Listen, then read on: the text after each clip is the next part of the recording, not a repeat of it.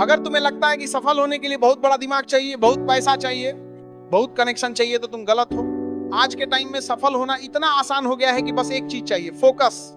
लेकिन ये फोकस किसी के पास नहीं है। सबके सब भटके हुए हैं। सुबह उठे, नोटिफिकेशन देखा, व्हाट्सएप खोला, इंस्टाग्राम स्क्रॉल किया, यूट्यूब शॉर्ट्स में घंटों बर्बाद किए, और शाम को सोचते हैं कि आज कुछ नहीं हुआ, कल करेंगे।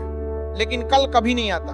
तुम्हारा कल आज बन जाता है और आज फिर बर्बाद हो जाता है। ये साइकिल चलता रहता है, और एक दिन तुम पीछे मुड़कर देखोगे तो पाओगे कि 5 साल गुजर गए, 10 साल गुजर गए, और हाथ में कुछ नहीं है। देखो, तुम्हारा दिमाग बहुत चालाक है, वो हमेशा आराम ढूंढता है।